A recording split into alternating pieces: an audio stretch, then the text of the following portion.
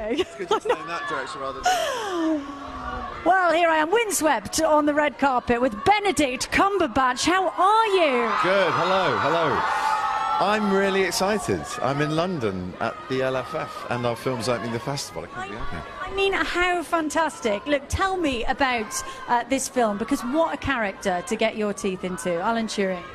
Extraordinary man, and an extraordinarily underappreciated man considering the enormous size of his talents, his achievements and his tragic demise. And to be doing my job, let alone to then be asked to play such a phenomenal human being, a true English hero, is a great honour. It comes with a responsibility. His legacy is very precious to me, so I really hope we've done him justice and that this brings his story and achievements to a wider audience.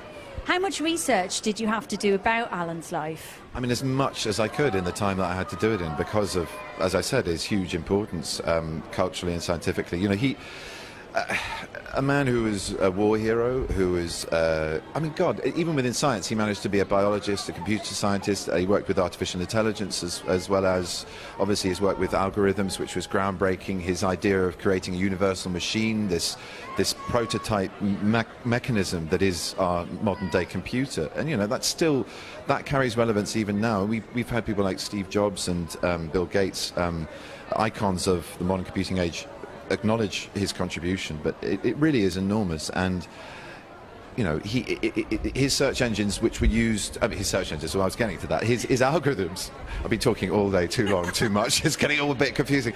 His algorithms, which were used to break the Enigma code, to crack that cryptography, are the same algorithms that are in place today with search engines. That's what I was going to say. It's incredible, isn't that incredible? You know, he has utter relevance. He also has relevance as a man who was persecuted for living true to his life, to his sexuality, to his identity, and doing it without any idea of self-presentation. And he was like that with his work as well. He moved on to the next problem, and I think that's part of maybe why he hasn't been as recognised until now. Also, the dark stain of how this country treated him, a country that was helped to be liberated from the Nazi threat by his work, then turned on him and prosecuted him for his sexuality. It's a sickening irony of his heroism that it was rewarded in such a manner. And I could go on for hours about him. I care deeply about the man. Tell me a little bit about yourself, because you're in.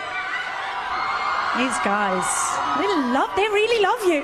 What's that? They really love you. Well, love you too. Thank you very much for coming out in the cold. Can I just say to everyone who's out here, thank you very, very much for supporting the film and me. And I'm sorry that signatures aren't working in the wet.